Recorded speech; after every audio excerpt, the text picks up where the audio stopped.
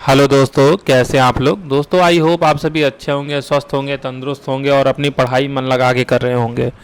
दोस्तों बहुत खुशी हो रही है आज का वीडियो बनाने में, क्योंकि आज एक बहुत बड़ी इन्फॉर्मेशन आई है मेरे इन्फोर्समेंट कांस्टेबल भाइयों के लिए, जिन्होंने प्रवर्तन कांस्टेबल यानी कि इन्फोर्समेंट कांस्टेबल के 477 पदों के लिए जो भर्ती आई थी उसके लिए जो फॉर्म भरे थे, और फॉर्म भरने के बाद आप अपनी तैयारी कर रहे थे, लेकिन क्योंकि जो अपडेटेड नया सिलेबस है वो अभी तक आयोग जी ने जारी नहीं किया था, तो आप भी बहुत उहापोह की स्थिति में थे कि किस तरीके से तैयारी की जाए। तो आज आप देख सकते हैं official notice UP triple SC ने जारी कर दी है। यहाँ पे आप देख सकते हैं 12 अक्टूबर यानी आज की डेट है, और नोटिस में आप साफ देख सकते हैं कि विज्ञापन संख्या 4 परीक्षा 2023, ठीक है, प्रवर्तन कांस्टेबल सामान्य चयन की मुख्य परीक्षा, जिसकी कुल भर्ती है 477 पद, 477 पदों के लिए भर्ती आई थी। 7 जुलाई से आवेदन स्टार्ट हुआ था और 28 जुलाई तक ये आवेदन लिए गए थे, ठीक है। तो फाइनली 27 सितंबर को जो नया पाठ्यक्रम है उस पर स्वीकृति प्रदान कर दी गई है विभाग द्वारा, और ये जो नया पाठ्यक्रम है, ये नया पाठ्यक्रम यहाँ पर रिलीज भी कर दिया गया है आपके लिए। आप इसको देख लीजिए क्या है पाठ्यक्रम। ये पूरा जो पत्राचार हुआ है वो पत्राचार की जो बातें हैं वो यहाँ पे दी हुई है, आप देख सकते हैं। ये यहाँ पे आप डेट देख सकते हैं 27 सितंबर को ये पत्राचार जो हुआ है।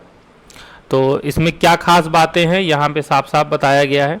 केवल डिटेल जो इम्पोर्टेंट चीज़ है वो मैं आपके लिए पढ़ता हूँ और वो हाईलाइट कर देता हूँ। देखिए, प्रवर्तन कांस्टेबल के पदों पर चयन हेतु लिखित परीक्षा की परीक्षा योजना एवं पाठ्यक्रम।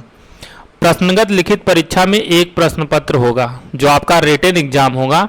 तो उस रिटन एग्जाम में आपका एक पेपर होगा, इस पेपर के 2 भाग होंगे, ठीक है। भाग 1 जो होगा उसमें 100 क्वेश्चंस होंगे, ठीक है। जो आपका भाग 1 होगा उसमें 100 क्वेश्चंस होंगे, जो कि पद हेतु निर्धारित पाठ्यक्रम है, जिसके प्राप्तांकों के आधार पर मेरिट सूची तैयार की जाएगी, ठीक है।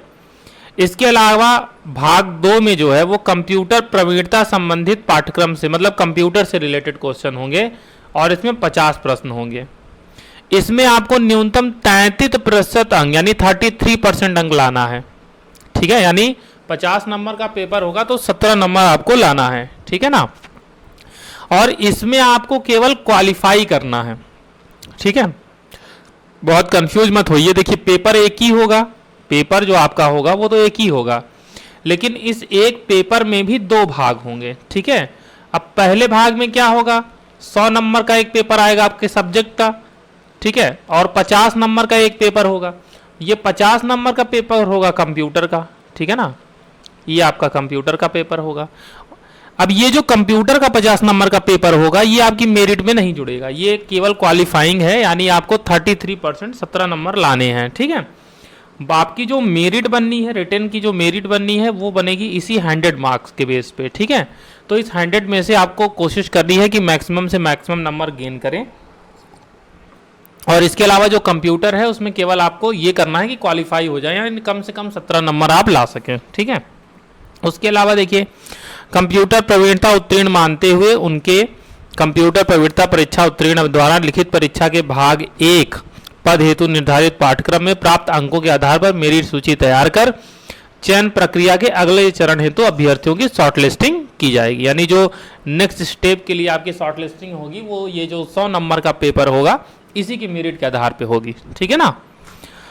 अब आपको जो टोटल टाइम मिलेगा, टोटल टाइम आपको 2 घंटे मिलेगा, यानी ये जो आपके पास 150 क्वेश्चन आ रहे हैं टोटल, ठीक है, 100 वो हो गया और ये 50, तो 150 क्वेश्चन के लिए आपको टाइम कितना मिलेगा, तो ये टाइम आपको मिलेगा 2 घंटे का, ठीक है।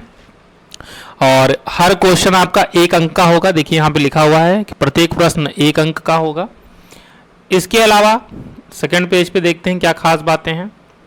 अच्छा, निगेटिव मार्किंग भी है, ये भी आप देख लीजिए। यहाँ पे आप देखिए निगेटिव मार्किंग भी है। अगर आप एक सही करते हैं तो 1 नंबर सही मिलेगा, अगर गलत करते हैं तो 25% यानी 1/4, हर 4 क्वेश्चन में एक सही क्वेश्चन का नंबर कटेगा, तो 1/4 यहाँ पे निगेटिव मार्किंग भी है, तो ये भी आप ध्यान रखिएगा। अब आइए देखते हैं क्या है परीक्षा योजना। यहाँ पे टेबल में आप देख लीजिए। अब देखिए जो भाग 1 है, जिसके आधार पर आपको ये शॉर्ट लिस्टिंग होगी, जिसके आधार पर आप जो आपका लिखित परीक्षा है उसके आधार पर मेरिट तैयार होगी और आप अगले चरण में जाएंगे। 100 नंबर का जो पेपर है, यानी जो 100 क्वेश्चन आएंगे, उसमें देखिए सार्वजनिक परिवहन संबंधित आवश्यक जानकारी, इनमें 20 क्वेश्चन रहेंगे 20 नंबर के।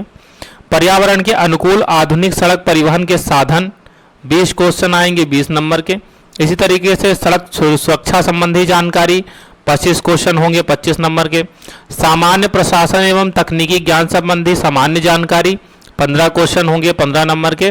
और उत्तर प्रदेश यानी यूपी स्पेशल से आएंगे 20 क्वेश्चन 20 नंबर के। आप देखिए कोई भी एग्जाम हो रहा है तो उसमें यूपी स्पेशल जरूर जोड़ा जा रहा है, तो यूपी स्पेशल से आपके 20 क्वेश्चन आएंगे 20 नंबर के। तो टोटल इस प्रकार से ये 100 नंबर बहुत इंपॉर्टेंट हो जाता है आपको, इस पे आपको बहुत विशेष फोकस करना है। इसके अलावा कंप्यूटर से रिलेटेड 50 क्वेश्चन आएंगे 50 नंबर के। इसमें आपको केवल 17 क्वेश्चन निकालने हैं, क्वालिफाई करना है, तो इसमें आपको बहुत ज़्यादा जो है समय नहीं देना है। आप एक अरिहंत की बुक आती है, अरिहंत या परीक्षा मंथन, उस बुक को पढ़ लें, आप 17 क्वेश्चन बड़े आराम से निकाल ले जाएंगे। ठीक है, अब देखिए इसका डिकोडेड सिलेबस भी दिया हुआ है, कहाँ से आपको कौन कौन से टॉपिक पढ़ने हैं। ठीक है, ये सारी चीज़ें दी हैं, तो आप इसको देख लें। एक सेकंड में दिखा देता हूँ। जैसे यहाँ पे देखिए पाठ्यक्रम भाग 1 जो पद हेतु निर्धारित पाठ्यक्रम है, कौन कौन से टॉपिक हैं, जैसे सार्वजनिक परिवहन के विभिन्न साधन, उत्तर प्रदेश में क्रिया सेवा निर्माणाधीन विभिन्न एक्सप्रेसवे। तो ये जो PDF का लिंक है मैं आपको डिस्क्रिप्शन बॉक्स में दे देता हूँ। ठीक है, डिस्क्रिप्शन बॉक्स में लिंक दे दूंगा, या फिर आप UPSSC की वेबसाइट पे जाके भी डाउनलोड कर सकते हैं, और डिस्क्रिप्शन बॉक्स में लिंक है तो उस पर क्लिक करके भी आप डाउनलोड कर सकते हैं, देख सकते हैं। तो एक बार आप इसका पूरा डिकोडेड सिलेबस, ये जो टॉपिक हैं ये टॉपिक देख लें, इसी टॉपिक वाइज आपको अपनी तैयारी करनी है। ठीक है, यही टॉपिक आपको पढ़ना है, यहीं से क्वेश्चन आएंगे। देखिए एग्जाम में सबसे इंपॉर्टेंट क्या होता है, आपको पता हो कि आपको क्या नहीं पढ़ना है और क्या पढ़ना है। ठीक है, ऐसी तैयारी नहीं होती कि बस आपने किताब लिया और पढ़ना स्टार्ट कर दिया। आपको ये भी देखना होगा कि कौन सी चीज़ें छोड़नी है और कौन सी चीज़ें नहीं छोड़नी है। जैसे सड़क सुरक्षा संबंधी जानकारी है, इसमें कौन कौन से टॉपिक पढ़ने हैं, तो ये सारे टॉपिक यहाँ पे दिए हुए हैं। सामान्य प्रशासन एवं तकनीक संबंधी जानकारी, तो आजकल जो चल रहा है ना हाई सिक्योरिटी नंबर प्लेट, तो HSRP नंबर प्लेट क्या हो सकता है एवं इसका प्रभाव, तो ये सारी चीज़ें, BH सीरीज क्या होती है, ठीक है ना, भारत स्टेज 1, ये सब सीरीज वगैरह आपसे पूछा जाएगा। बाकी यूपी स्पेशल के लिए देखिए, यूपी स्पेशल के लिए मैं आपको अगर बुक आप मुझसे पूछेंगे तो अगर मैं आपको बुक बताऊं तो घटना चक्र की भी बुक बहुत अच्छी होती है और परीक्षा वाणी की भी बुक बहुत अच्छी है। तो आप दोनों में से कोई एक बुक फॉलो कर लीजिए, ठीक है ना। आप यूपी स्पेशल के लिए खास मैं बता रहा हूँ, यूपी स्पेशल के लिए आप चाहें तो घटना चक्र वाली यूज कर लीजिए, ठीक है, घटना चक्र वाली यूज कर सकते हैं।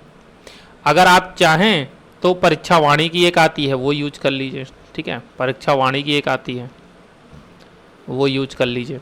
दोनों बुक अच्छी हैं, कोई भी आप यूज कर लीजिए, ठीक है। और कंप्यूटर के लिए मैंने बता ही दिया, एक हरियंत है आपके पास, एक परीक्षा मंथन करके आती है, दोनों ही बुक बहुत बढ़िया है, दोनों में से एक फॉलो करिएगा, दोनों में से एक भी फॉलो कर लेंगे तो काम हो जाएगा, ठीक है ना। और उसके बाद जो ये इंग्लिश में भी दिया हुआ है, अगर आपको कोई दिक्कत हो हिंदी में समझ में तो यहाँ पे इंग्लिश में भी दिया हुआ है पूरा शेड्यूल, पूरी बातें आप इसको देख सकते हैं, ठीक है ना। तो मेन बातें यही थी, आपका जो सिलेबस है मैं नोटिस डिस्क्रिप्शन बॉक्स में डाल दे रहा हूँ, आप देख लीजिएगा। और 2 पार्ट हैं, एक ही पेपर होगा, 150 क्वेश्चन रहेंगे, 2 पार्ट है, 100 नंबर जिसमें आपको ज़्यादा फोकस करना है, 50 नंबर जिसमें आपको केवल क्वालिफाई करना है। तो ये चीज़ आपको देखना है। ऑफिशियल वेबसाइट से भी नोटिस डाउनलोड कर सकते हैं, बाकी मैं आपको नोटिस की जो लिंक है वो आपको मैं शेयर कर दे रहा हूँ डिस्क्रिप्शन में, ठीक है। और अगर वीडियो अच्छा लगा हो तो एक बार हमारे वीडियो को लाइक ज़रूर कर दीजिएगा, लाइक तो बनता है। और अगर चैनल पे नए हैं, पहली बार आए हैं तो चैनल को सब्सक्राइब भी कर दीजिएगा। और कमेंट बॉक्स में बताइएगा अगर आपको कोई कन्फ्यूजन है, हम उस कन्फ्यूजन को दूर करने की कोशिश करेंगे और ज़्यादा से ज़्यादा लोगों तक शेयर कर दीजिएगा। मिलते हैं अगले अपडेट में, तब तक के लिए धन्यवाद।